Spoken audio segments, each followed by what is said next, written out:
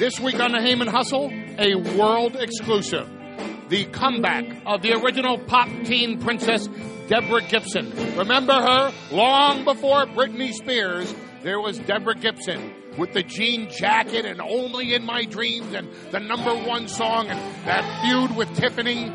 The 80s come back this week on the Heyman Hustle.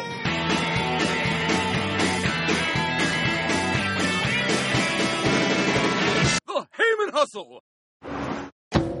Is that glamorous and who can out there give me no?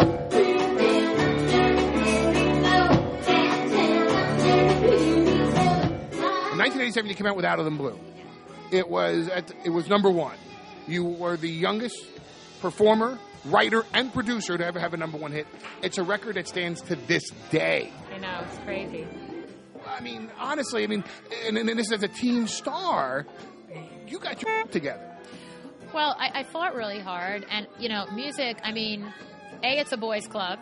It always has been. It's changed a lot now, but I think I was like the first female to win the ASCAP Songwriter of the Year award, which, again, to me is crazy, So as a 16-year-old female, to fight that hard, to be able to produce and arrange a lot of my own stuff and to do my original material was a pretty big uphill battle. When I did set that record, it was like a big I told you so to a lot of people because, success is the best revenge. And a lot of people just thought, there's someone bigger and better to do this for you. And I was like, it's not brain surgery. Nobody's going to die on the operating table if I get this wrong. It's just music.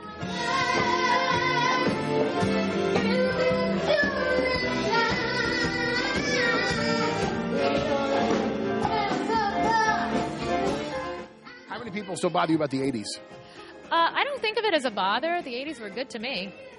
So if someone comes up to you in office and says, like, hey, where's your jean jacket? That never bothered you.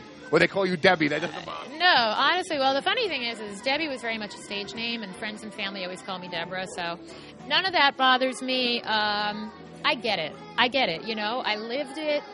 I understand the kitsch factor.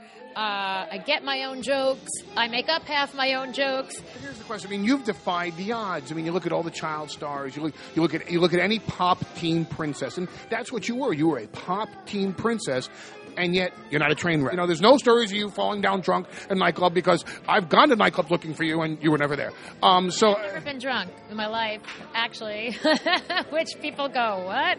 I think that the people that are really, really serious about their craft, you don't see them making headlines for scandal, and there's a reason. It's like even Christina Aguilera, you cannot keep that voice in shape and go clubbing. You just can't. So I come from that school of thought because I come from the theater world where you have to have a work ethic. Drinking and partying and clubbing, it doesn't really go with that unless you're going to do the lip-syncy thing, which go clubbing all night, knock yourself out. And they do.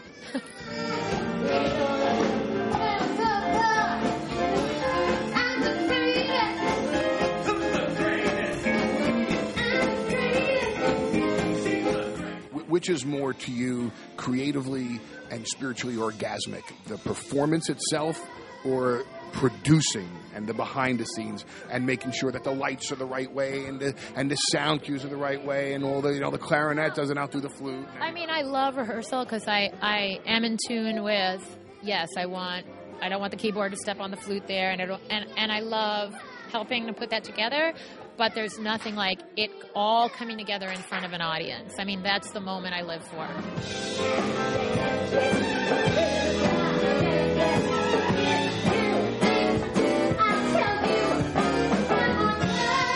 Do people walk up to you and go, only in my dreams? Go, oh yeah, you're the one, right? Yeah, they do. They start doing the jukebox of the greatest hits. But again, it's nice to have greatest hits for people to do that with. I really just always wanted to stand next to you and try to sing that high. Do that. You just had that in mind all morning. Well, they say long before there was Britney Spears, there was Deborah Gibson. Long before there was Viagra, for me there was Deborah Gibson. But I was a teenager too. But way too much information.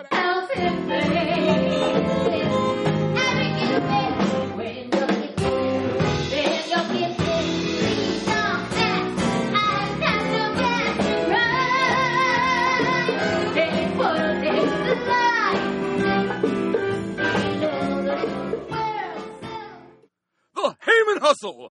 Hey, I'm Deborah Gibson. What's your hustle?